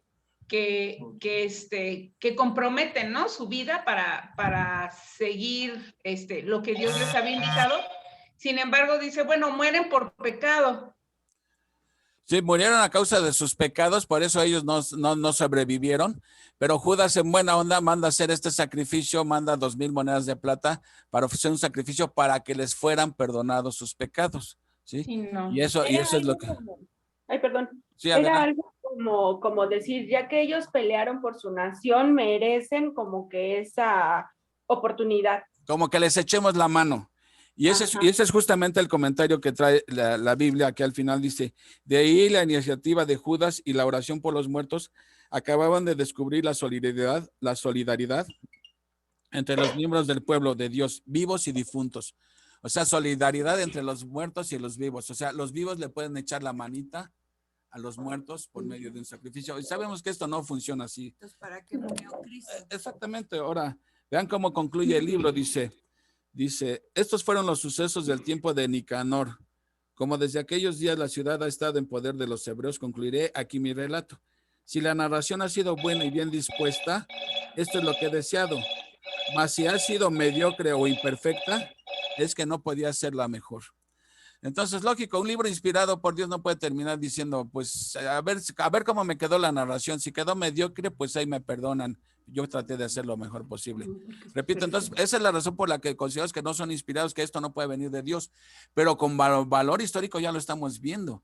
Aporta muchos datos históricos acerca de esa época donde el cuerno pequeño de Daniel 8, ¿sí?, subyuga a la nación de Israel y les hace ver su suerte. ¿Y de qué manera? O sea, a mí me sorprende eso de que mujer que circuncidaba a su hijo la mataban y le mataban al niño y se lo colgaban en el cuello. O sea, atrocidades totalmente las que comete. Y dice, esto fue simplemente una pequeña prueba de lo que le espera al mundo cuando aparezca el anticristo al final de los tiempos, ¿no? Japo, y ya por último, nada más, en cuanto a lo de Antíoco, dice, Antíoco murió quebrantado, aunque no por mano humana, debido a la locura y una grave enfermedad gastrointestinal. Esto dice John McCarthy. Sí. Dice, considera a Antíoco como una ilustración profética del periodo final de la tribulación y del anticristo. O sea, como dices, una probadita de lo que va a pasar. Sí, y Antíoco Epífanes murió. Miren, la palabra Epífanes significa ilustrado, ¿sí? Antíoco el ilustrado. Pero los judíos en mala onda, así bajita la mano, le decían Antíoco Epímanes, porque Epímanes significa el loco. Entonces, él se decía Antíoco el ilustrado, pero los judíos le decían por abajo de la mano, sin que él se enterara. Antíoco Epímanes, o sea, Antíoco el loco, ¿sí? Y finalmente Dios le mandó una locura a él y así fue como murió Antíoco, ¿sí? Y fue derrotado por los macabeos. Pero sí, o sea, ¿qué papel entonces jugó Antíoco Epífanes en el plan de Dios? Dios lo utilizó para castigar a su pueblo porque se entregaron nuevamente una vez más a la idolatría, al paganismo, a imitar las costumbres paganas. ¿Se acuerdan que anoche veíamos en el estudio de anoche que Dios les dijo, para nada sigan las costumbres de los pueblos paganos? ¿Se acuerdan? Sí, que tenían que cortar, pero por lo sano. Bueno, aquí estamos viendo cómo la historia viene a demostrar que el pueblo nunca entendió y volvían vez tras vez, volvían a las andadas, ¿sí? Vez tras vez. Pero pues Dios se los advirtió, ¿sí? Los voy a disciplinar, ¿sí? Y si no los destruye fue por amor y por las promesas que hizo a sus padres, a Abraham, Isaac y Jacob. ¿Sí? Bueno, ¿algún comentario más? ¿Tú, Armandito? Yo iba a hacer un comentario del cuerno pequeño. Adelante. Soy Irene. Adelante, Irene.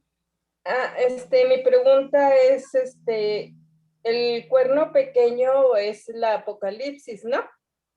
Y entonces será derrotado cuando venga el Mesías.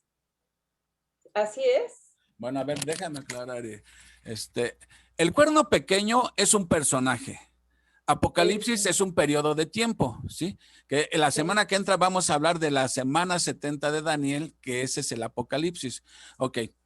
El cuerno pequeño es un personaje. En el capítulo 7, el cuerno pequeño se está refiriendo al anticristo que va a aparecer en los tiempos del Apocalipsis. En el capítulo 8 habla de otro cuerno pequeño, ¿sí? Acuérdense, hay otra diferencia. El cuerno pequeño del capítulo 7 sale de la cuarta bestia, o sea, de Roma. En el capítulo 8, el cuerno pequeño sale de la tercera bestia, que es Grecia, ¿sí? Entonces, estamos hablando de dos personajes diferentes. Entonces, el que acabamos de ver ese es Antíoco Epífanes. Eso ya pasó, eso ya sucedió, eso ya se cumplió. Pero eso que hizo el cuerno pequeño, Antíoco Epífanes, en el capítulo 8, es lo que va a ser el cuerno pequeño que aparece en el capítulo 7 de Daniel al final de los tiempos, en el tiempo de la tribulación. Y efectivamente, como decía usted, Irene, es Dios quien los va a derrotar, porque tienen tanto poder, como dicen, por no poder propio, sino alguien le está dando su poder, y ese es Satanás, el que los energiza, ¿sí? Por eso Antíoco Epífanes estaba, pero infladísimo, sí, tremendo. Bueno, eso es nada a comparación de cómo va a ser el anticristo, también energizado por el poder de Satanás, que solamente derrotados por mano no humana, que es la mano de Dios, ¿sí? Entonces, no sé si aclaré la cuestión. El cuerno pequeño son dos personajes, pero el anticristo, ese sí va a aparecer en el tiempo de la tribulación, que ya vamos a llegar después a entender eso, cuando empieza la tribulación, que en el capítulo 9, el próximo capítulo de Daniel, Daniel recibe otra revelación más acerca de las 70 semanas de Daniel, que 69 semanas ya se cumplieron. Falta por cumplirse la última semana, y cada semana es de 7 años, como vamos a ver, y eso corresponde a los 7 años de tribulación, donde, wow, eso va a poner, pero ya nos estamos acercando ya. Pero miren, era necesario estudiar Daniel para poder entender Apocalipsis, ¿sí? Porque en Daniel, la Biblia nos dice lo que Dios va a hacer. En Apocalipsis nos dice cómo lo va a hacer, ¿sí? O sea, son más detalles que nos va a dar Juan después, ¿sí? Porque la revelación de Dios es progresiva, pero bueno, espero que haya quedado aclarada la duda, Irene. Sí, muy bien, gracias. Ok, no hay de qué. ¿Ibas a decir algo tú, Memito? O Armandito, no sé quién iba allá. El teólogo Memito, adelante. Armandito es el que bueno, Epífanes, Antíoco IV Epífanes, descendiente de Seleuco, es considerado como el anticristo local. En este caso, y mantuvo soleado al pueblo de Israel, a los santos, como le llaman en el libro de Daniel, a tal grado que, como no podía conquistar a Ptolomeo, lo que hace es empezar a invadir los territorios que conquistaba por medio de su cultura. Y a través de ellos empezó a meter ideas que le llaman el sincretismo religioso, que es la combinación de ideas paganas con ideas cristianas, para poder influir en la gente, en los pueblos, de tal manera que cuando invadió Jerusalén, habla aquí de que durante el tiempo de Onías III, que era el sumo sacerdote legítimo de Israel, mostraba una preferencia por Ptolomeo, mientras que su hermano Jasón estaba a favor de Seleuco en el año 174 a.C. Jasón ofrece un soborno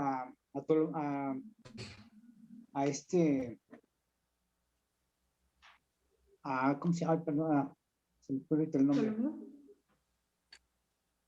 Seleuco. ¿De quién estamos hablando? Perdón, hermano, ya ando medio. No la pusiste Epífanes.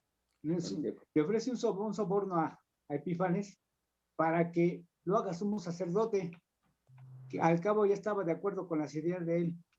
Y a través de eso lo nombra sumo sacerdote. Más adelante, en el año 171, Jasón, más bien Melenao, israelita de la tribu de Benjamín, observó que era muy buena estrategia y lo imitó, pero como él no era levita, pues estaba prohibido. Sin embargo, entre los dos vuelven a hacer de las suyas y lo nombran sumo sacerdote. De ahí empezó la rebelión de los macabeos, porque no estuvieron de acuerdo precisamente con ese nombramiento. Y es así cuando los macabeos se rebelan y hacen una lucha y empieza la persecución contra Israel. Así que en el año 179, un año, del 170 al 169, la persecución de los judíos fue en aumento. El conflicto llegó al clímax con la destrucción del templo el día 25 de diciembre, como tú habías señalado, del año 67. Los macabeos dirigieron al pueblo a la lucha y derrotan a Antíoco. Y es así como restauran el templo y la purificación, que es lo que se está celebrando en la fiesta de Hanukkah. Sí, tantos datos que hay respecto a esto. Y miren, aquí cuando ya Antíoco Epífanes ya está en el ocaso de su carrera, que trata de conquistar a Egipto y a Palestina, ya no lo puede hacer porque ya parece entonces, ya Roma venía surgiendo como la siguiente potencia mundial. Y entonces ya los romanos ya no se lo permitieron, le dijo, o te me vas de aquí o te atienes a las consecuencias. Y por eso Antíoco se va bien enojado, ¿sí? Y va y se desquita con los judíos, ¿sí? Pero para ese entonces ya no tardaba Roma en entrar en la escena. Ya eran los últimos días del Imperio griego. Ya le quedaba poco tiempo al Imperio griego. Ya Roma venía surgiendo y ya Egipto y Palestina ya eran un protectorado de la cuarta bestia de Roma. Sí, interesante. ¿Tú, Memito? Sí, bueno, a mí me llamó la atención una parte que comentabas y también lo que acaba de decir Armandito, referente a cómo a través de las creencias del pueblo de Israel, querían, en este caso él quiso, Antíoco Epífanes, quiso pues dominarlos, ¿no? Y ya completamente hacer esa mezcla de tal forma de que perdieran su identidad, ¿no? Su identidad que era a través de la religión.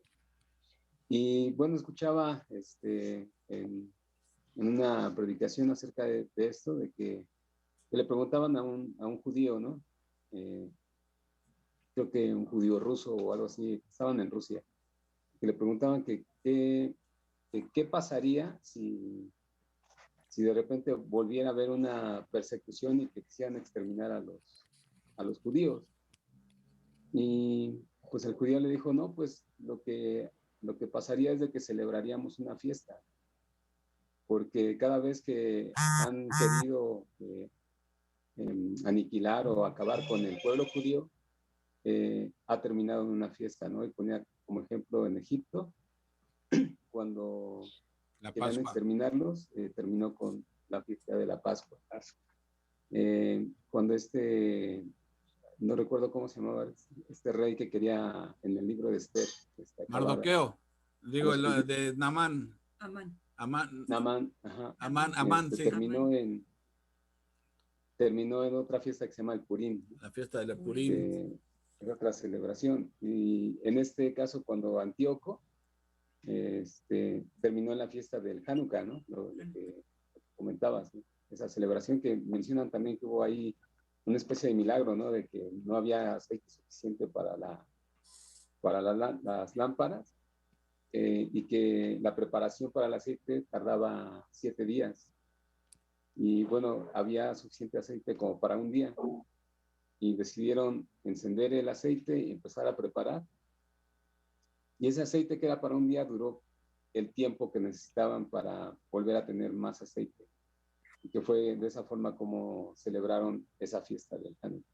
Entonces, dice, pues si quisieran exterminarnos, pues lo que vamos a hacer es celebrar otra fiesta. Bueno, hay algo interesante respecto a lo que dices. Nunca se han preguntado por qué, por más que ha intentado Satanás destruir al pueblo de Dios, ¿por qué no puede ni podrá? ¿Por qué Satanás odia tanto al pueblo judío? Y tiene sus emisarios para destruir al pueblo judío. A lo largo de la historia, Satanás ha utilizado emisarios humanos para destruir al pueblo judío. Porque los quiere destruir, porque así no se cumpliría su promesa de la restauración de Israel. Claro, ¿no? claro. No vendría el reino de Jesús. Ok, exacto. ¿Y tú qué decías, Uriel?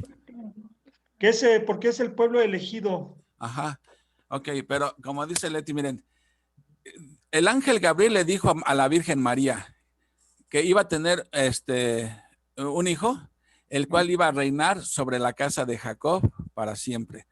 Y la casa de Jacob se refiere al pueblo de judío. Entonces dice, vas a tener un hijo que va a ser el rey, ¿sí? Sobre el pueblo de Israel, y su reinado será para siempre. Si Cristo viniera y ya no hubiera judíos sobre la tierra, ¿sobre quién reinaría? Ya no reinaría sobre la casa de Jacob. Entonces, Satanás ingenuamente trata de destruir el pueblo de Israel porque eso detendría la segunda venida de Cristo, porque ya no tendría sobre quién venir a reinar. Pero esos son ilusiones tontas de Satanás porque ya está derrotado. Ya está derrotado y además es como quererle cambiar el plan y el propósito a Dios, y eso sabemos que es imposible. Por eso de ahí el odio de Satanás por los judíos, porque Jesús va a venir a reinar sobre su pueblo, ¿sí? Sobre la casa de Jacob, tal como se lo dijo a María. Ahora, respecto a otra fiesta, bueno, me gusta la ilustración, el paralelismo, sí es cierto, no había notado eso, que siempre que han tratado de exterminar a los judíos, terminan celebrando una fiesta, la Pascua, la fiesta del Purim, la fiesta de Hanukkah. Pero la siguiente gran persecución que van a sufrir los judíos, ¿sí? Lo sabemos por la Biblia, va a ser la gran tribulación. Entonces, ahí en ese caso, ¿cuál sería la fiesta? Las bodas del Cordero, ¿no? Exacto. Bueno, no tanto las bodas del Cordero, porque las bodas del Cordero ocurren antes de, mientras se está celebrando la tribulación aquí abajo, arriba se están celebrando las bodas del Cordero. Pero nuevos cielos, nueva tierra. Bueno, el antes milenio, que eso, ¿no? el milenio, exactamente, el reino milenial va a ser la fiesta, ¿sí? La fiesta donde va a entrar Israel ya redimido al reino milenial junto con la iglesia que ha descendido, ¿sí? Bueno, ya nos estamos otra vez adelantando a Apocalipsis, pero ya llegaremos a su tiempo. Pero sí, yo lo veo eso, siguiendo el ejemplo, Memito, de la misma línea de pensamiento. La siguiente fiesta va a ser el reino milenial, donde nos vamos a gozar. El lobo morará con el cordero y, ay, olvídate, ya quiero yo ahí andar jugando con los leones. Ahorita no puedo hacerlo porque me almorzarían rápidamente. Sí, realmente todos los comentarios que están haciendo, lo que causa en mí es un ánimo, una esperanza, saber que hay futuro para los hijos de Dios, que nosotros debemos de estar gozándonos a leer estos libros que nos revelan a dónde vamos, ¿sí? Que tenemos futuro, tenemos esperanza. Entonces, eso en lugar, yo antes decía, no, es que estos libros me causan temor. No, ahora no. Ahora me dan el conocimiento para saber a dónde voy, cómo va a terminar este mundo y que para los que están en Cristo hay esperanza. Por eso, no sé, en alguno de estos capítulos dice, Dios sea veraz en todo tiempo y el hombre mentiroso, ¿no? Entonces, tenemos un Dios veraz, sabemos en quién hemos puesto nuestra alma. Entonces, gloria a Dios por eso. Sí, a mí también me da paz conocer estos libros que, pues si Dios los dejó escritos en su palabra es para que los leamos, ¿verdad? No los dejó ahí para que estuvieran adornando la Biblia, sino para que los conozcamos. ¿Tú, Lucero, algún comentario? Pues yo estaba escuchando, hermano, porque ya entré muy tarde. Ajá. Les había comentado en el grupo que ya no pudimos llevar a mi hermanita por cuestiones muy técnicas aquí, pero ya entré bastante tarde, pero bueno, leí el capítulo y como decía la hermana, a mí sí me da también mucha esperanza, pero también está el sentido de apuración, ¿no? Sabemos que la venida del Señor es inminente, esa nadie la va a poder detener. Él viene y hay muchas personas en el mundo que no conocen su palabra, que no saben nada, todo esto, el mensaje del evangelio no lo conocen, entonces es muy padre el saber que nosotros vamos allí y que todas esas cosas que van a suceder, pues nosotros vamos a ser parte de una u de otra manera. Pero hay muchas personas que no han conocido ni siquiera el evangelio, entonces es el sentido también de apuración, ¿no? De decir esto va a pasar y no sabemos cuándo. Y muchas personas están muriendo. Claro, exactamente. Sí, acabas de decir algo importante, Lucero, que realmente somos privilegiados, somos escogidos, pero tenemos un gran privilegio, pero también tenemos una gran responsabilidad. Dios nos salvó no para callar nuestra boca, sino para llevar el evangelio a todo aquel que no ha creído, ¿verdad? Entonces, sí es un privilegio. Y dar de gracia, una ¿no? gran Lo que responsabilidad. hemos recibido. Sí. Y a mí otra cosa que me da confianza es que ver que todas las profecías que aparecen en la Biblia, todas las que se han cumplido literalmente, y eso me da confianza que lo que falta por cumplirse también se ha de cumplir literalmente. Por eso creo en el reino milenial, por eso creo en el rapto y por eso creo en la vida eterna que Jesús prometió a todo aquel que en él cree. No se pierda, sino que tenga vida eterna. Así que aunque no quisiera yo ver ahorita a la huesuda ni nada de eso, pero no enfrento esa etapa con temor ni nada porque pues sé en quién he confiado, ¿no? A quién le he depositado la salvación de mi alma y en eso descanso, en los méritos de él, no en los míos, si no estaría yo perdido. ¿Quién más quiere comentar? Moni, tú también entraste ya tardecito, no sé si alcanzaste a agarrar el hilo de la plática, pero si tienes alguna duda, pues ahorita es el momento, ahorita que está Armandito, Brenda, Memito y Danis. Puro teólogo de altura y todos premilenaristas, ¿eh? Adelante, Moni, ¿quieres comentar algo? Hola, Juan Carlos, buenas tardes a todos, hermanos. Ya, como bien decía, también entré un poquito tarde, estoy escuchando y sigo aprendiendo. Aquí me reservo el silencio y lo sigo escuchando. Muchas gracias. No, al contrario, gracias por estar aquí. Y bueno, si puedes ver después el video para que le agarres el hilo desde el principio, pues te va a ayudar. Okay. Porque ¿saben por qué? Ayer les di las primicias a los del grupo de Libienes, pero del sábado pues había pocos ahí. Pero miren, como yo soy un profesor bien malo, y me gusta verlos sufrir, les estaba yo comentando que entre todos mis cachivaches encontré mi examen final que presenté en el seminario sobre el libro de Daniel y se me vino la maquiavélica idea. Dije, este examen se los voy a poner al grupo Atlanta. Sí, se los voy a mandar, pero van a tener ciertas ventajas. Miren, van a ver. A mí me dieron 2 horas para resolverlo y sin sacar Biblia. Ustedes van a tener una semana para resolverlo y pueden usar su Biblia. Ahora, ¿cuál es el propósito de esto? Miren, en primer lugar, es voluntario. Si alguien no quiere contestar, no quiero que se pongan a temblar desde ahorita. Si alguien no lo quiere hacer, está bien. Pero miren, esto es bueno por esto. Porque después vamos a revisar respuesta por respuesta y nos va a ayudar a complementar los conocimientos, ¿me entienden? Entonces, éntrenle al toro, van a ver que va a estar, bueno, y a lo mejor hasta van a sacar mejor calificación que yo, de eso estoy seguro, ¿sí? Entonces, ya cuando terminemos, Daniel, mi idea es mandarles el examen, ¿sí? Contéstenlo, ¿sí? Y le toman una foto y me la mandan así contestada, ¿sí? Y ya que nos reunamos eso, analizamos pregunta por pregunta y nos va a servir para remachar todo el libro de Daniel para poderle entrar confiados a Apocalipsis. ¿Cómo ven? ¿Le entran o no le entran? Yo más que de acuerdo, ¿eh? Más puesto Yo sí, hermano. Adelante. De acuerdo, yo también. Esa es Manuelita. Y además acuérdense que siempre conmigo hay premio sorpresa, ¿eh? Así que va a haber hasta mención honorífica. Entonces, miren, más que nada es con fines didácticos. Nos va a ayudar A propósito de examen. Ajá. Las preguntas, Brendis. Vamos a contestar el cuadernillo. Claro, como cada 8 días. Qué bueno que me acuerdan. Sí, ahí estás, Angie, ¿verdad? Hola, Angie, me da gusto ver que estás aquí. Te extrañábamos anoche. Me da gusto. Muchas gracias. Saluditos a todos. Me da gusto que ya nos levantaste el castigo, Angie. Ya estás con nosotros nuevamente. Qué bueno. Bueno, a ver si tienen ahí sus cuadernillos, vamos a ir viendo que ya contestarlos es ya juego de niños porque ya todo se dijo aquí, miren.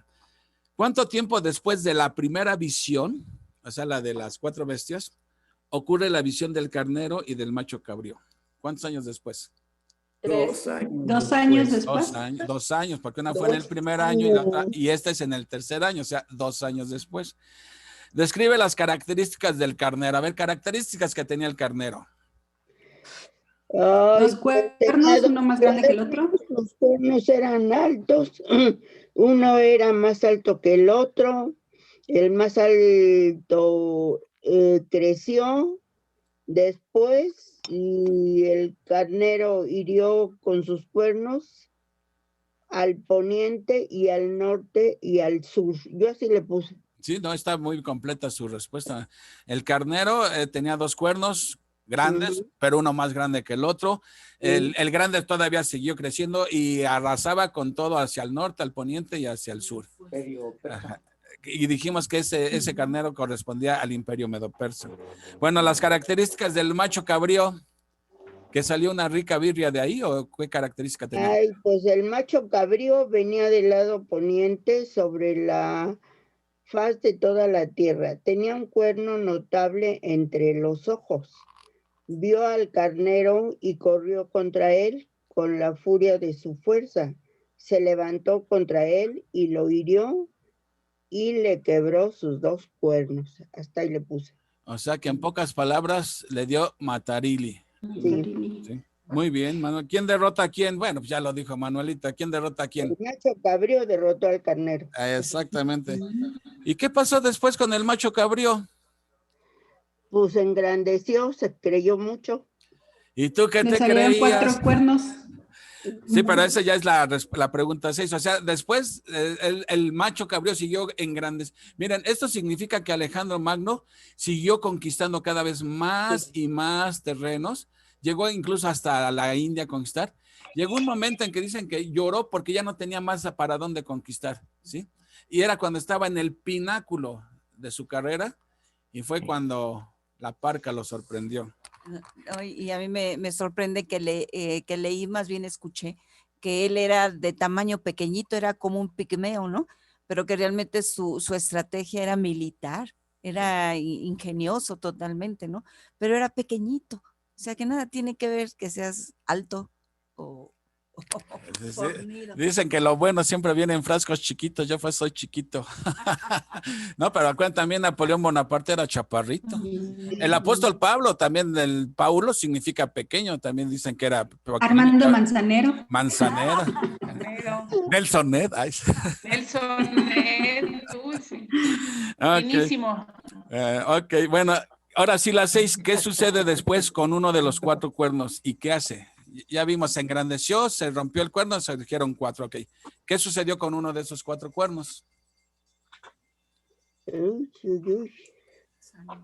Pues creció al sur y al oriente y hacia la tierra glorioso y se engrandeció hasta el ejército del cielo y parte del ejército y estrellas echó por tierra y las pisoteó. ¿Y qué dijimos? No viene aquí en las primeras, pero ¿a quién dijimos se refiere las estrellas del cielo? ¿A quién se está refiriendo? A Israel. Al pueblo de Dios, exactamente. ¿Cuánto tiempo duraría la profanación del templo? 2300 días. 300 tardes y mañanas. O sea, 2300 días en pocas palabras. 2300 tardes y mañanas. Sí, o sea que equivale a 2300 días. Y eso equivale a 6 años, 4 meses fue el tiempo que duró la profanación. Terminó justamente el 25 de diciembre de qué año, Brendy, 164, ¿me dijiste? Sí, 164 antes 164 y Ok. 175. No, 164 antes de Cristo terminó. Ajá, es el 25 de diciembre. Sí. Ok, ¿cómo quedó Daniel después de recibir esta revelación? Exhausto. Exhausto, Enfermo. espantado, enfermo. O sea, en otras palabras, bien sacado de onda, no le cabía en la cabeza tanta revelación que recibió, ¿sí? Tanta información hasta el fin de los tiempos y bueno. Entonces ya les voy a leer el resumen del capítulo 8. Dice, este capítulo revela la lucha entre el imperio medo-persa y el griego de Alejandro Magno. La carrera meteórica de Alejandro y su súbita muerte 10 años después se presentan a través de la figura del macho cabrío, que poseía un cuerno prominente. También narra lo ocurrido después de su muerte, la cuádruple división de su imperio.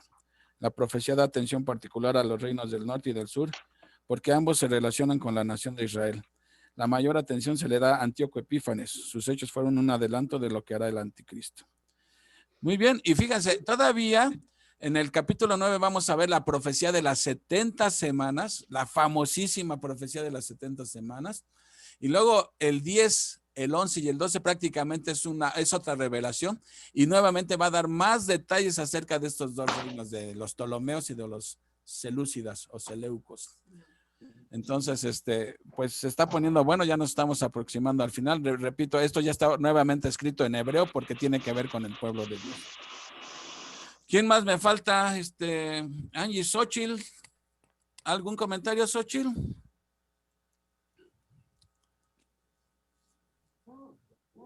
Parece que no. Ustedes, Esperancita, ¿cómo va? Esperancita, ¿cómo va? Está bien. A ver, Xochitl y luego Esperancita. Ok. No tengo comentario. No tiene comentario. Bueno, No tiene comentario. Bueno, pero sí estoy escuchando. ok. Bueno, ya a mí todo esto me maravilla porque como a donde yo veo es que dice la palabra de pasarán los tiempos, pero mi palabra no pasará. En un resumen, porque estamos viendo que lo que Dios profetizó por medio de sus discípulos o de sus profetas, va surgiendo lentamente, pero va surgiendo. Y llegará el momento en que Jesucristo reinará para siempre. Y ese es un motivo de alegría, ¿verdad? Para sentirnos felices de que al final seremos los creyentes triunfadores por la palabra del Señor. Amén, Esperancita. Sí, que bueno que lo está viendo así con ahora sí que haciéndole honor a su nombre, con esperanza, ¿verdad? Está viendo el mundo con esperanza, o sea, por algo se llama esperanza usted. Así es. ¿Tú, Urielón, algo que quieras agregar? ¿O Pati? No, todo muy claro. Que aquí había un comentario que dice que Ciro tuvo un hijo que se llamaba Cambises o Cambises, que invadió Egipto hasta Etiopía. No, nada más, o sea que él fue el que invadió, pero ya no dice nada.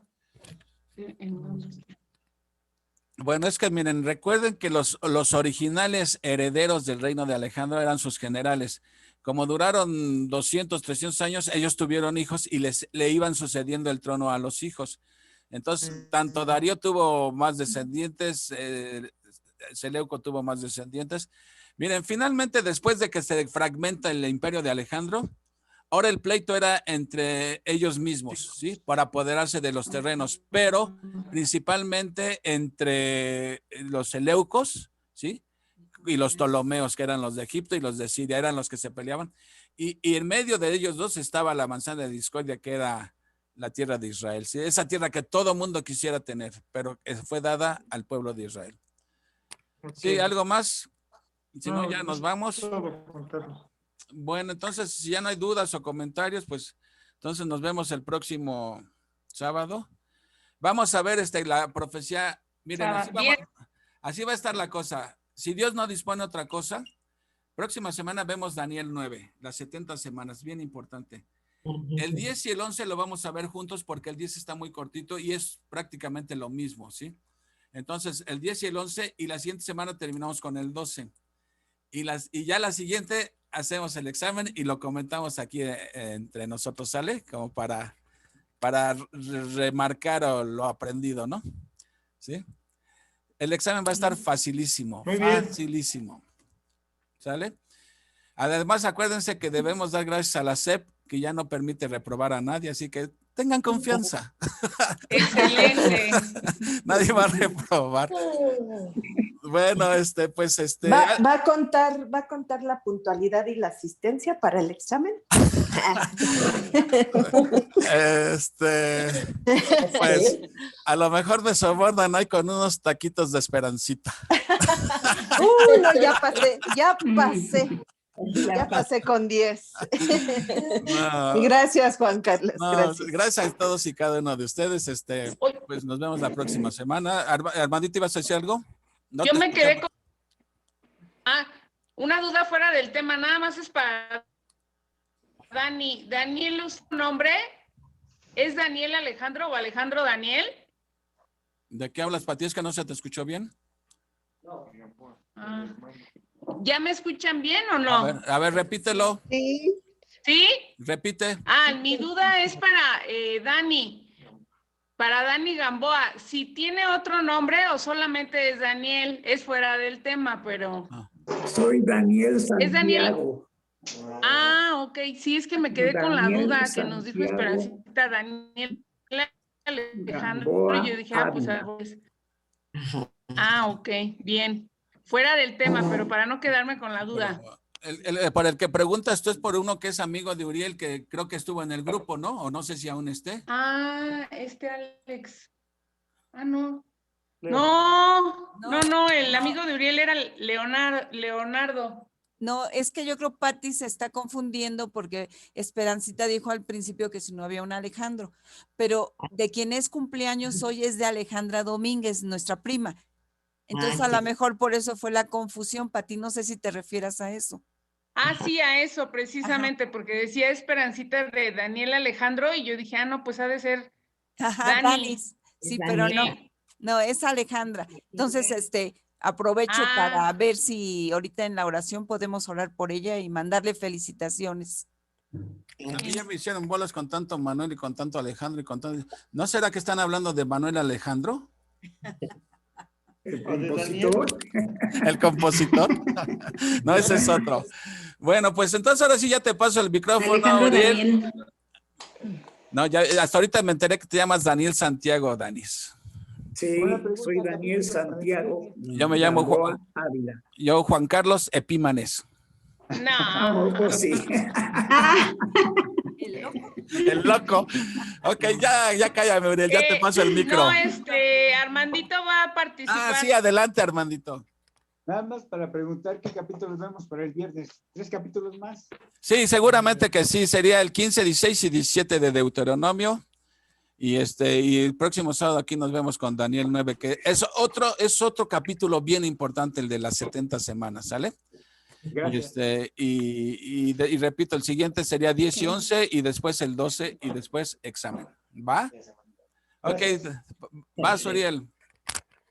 Muy bien, muy bien. Le vamos a pedir al hermano Memito que se ora, por favor, por el estudio y por Alejandra, que cumplió años, y por todos los que estamos aquí presentes. Gracias. Por Ale, que llegó a sus... Y por la hermana de Lucero, por su hermanita. De Lucero también. Por Mafe. Sí. Su papá. Gracias por recordarla. Y por el grupo en general, Memito, porque luego siento como que se quiere caer el ánimo y no quiero que le caiga el ánimo de este grupo, que siga adelante, siempre floreciente. Amén. Amén. Adelante, Memito. Bien, vamos a orar. Amado Señor y Padre nuestro, te damos la honra, Señor, y la gloria, porque tú eres digno de suprema alabanza, Señor. Te bendecimos y glorificamos tu nombre, Padre, por tu grandeza, porque a través de tu palabra, Señor, nos muestras lo porvenir, Señor. Y en cada parte, Señor, de tu palabra, Señor, quieres prepararnos, que estemos apercibidos, Señor, de todos tus planes y de las maquinaciones, Señor, del enemigo, para que no caigamos, Señor.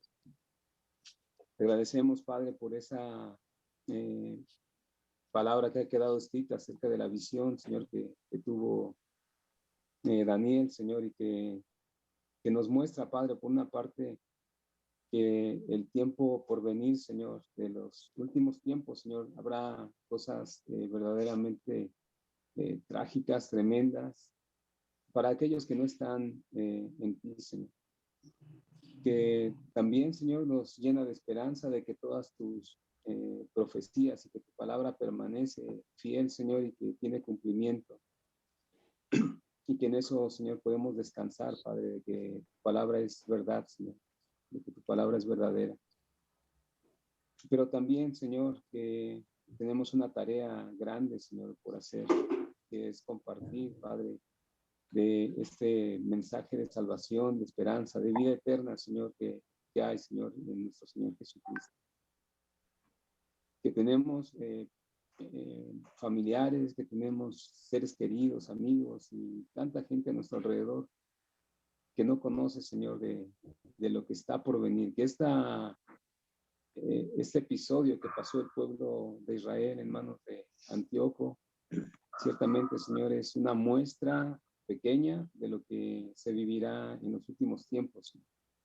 Que eso magnificado, Señor, no sé en cuántas veces, en miles de veces tal vez, Señor, será lo que hará el anticristo, Señor, y que por ello, Señor, debería de haber en nosotros ese sentido de urgencia, Señor, de compartir de tu palabra y de darla a conocer, Señor, a aquellos que no te conocen, Padre. Permite que haya en nosotros, Señor, ese denuedo y ese amor, Señor, por aquellos que están perdidos, Padre, y que tal vez como lo estuvimos un día nosotros, estábamos ignorantes, Señor, de tu palabra, de tus planes y de todo, Señor, lo que vendrá de acuerdo a tus propósitos, Señor, de acuerdo a tu voluntad. Señor, bendice a cada uno de los que conformamos este grupo, Señor, y sigue avivando, Señor, ese fuego en nosotros, de conocer más de ti, Señor, de que no decaiga, Padre, ese ánimo y que estemos, Señor, en ese mismo deseo y con esa misma hambre, con ese mismo apetito, Señor, de conocerte, de conocer de tu palabra, de descansar en tus promesas, Señor, y de tener esa esperanza firme. Te agradezco, Padre, por la vida de Ale, Señor, que hoy le concediste cumplir un año más de vida, Señor, síguele bendiciendo. Gracias por esa liberalidad que tiene, Señor, para compartir de lo que tú le has bendecido. Gracias por el apoyo, Señor, que ha dado a nuestro hermano Armando, Señor, y en general, Padre, bendícela, Señor, y que siga conociéndote cada día más, Padre.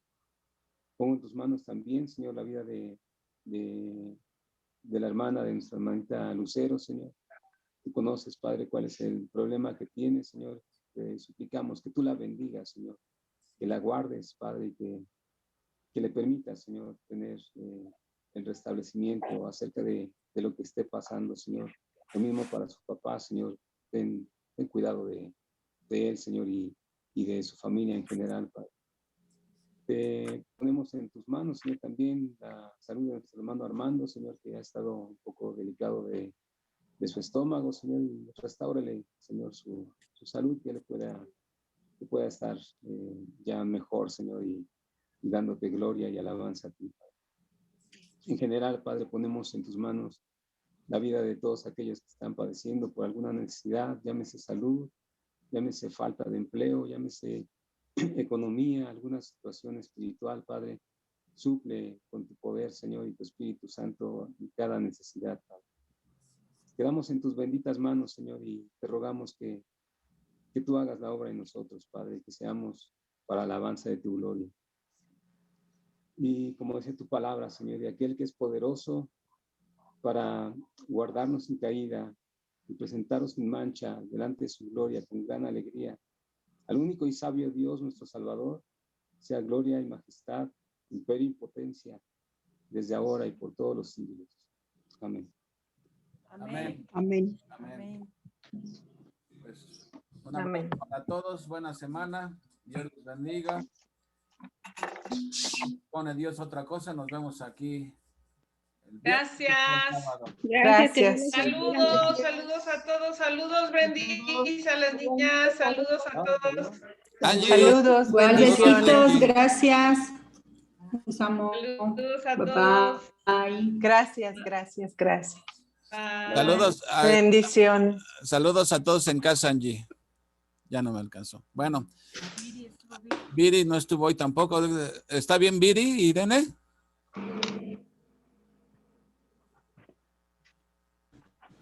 Sí, yo ayer hablé con ella, pero la verdad no sé por qué no ha entrado. Ahorita le hablo a ver qué. Bueno, esperemos que todo esté bien con ella. Sí. Buena semana para todos. Angie, abrazos a todos en casa, Angie. Saludos a todos. A Xochitl. Igualmente, Xochitl ya se gracias. fue. Bueno, nos vemos la próxima. Y hasta luego, Manuel, que vayas.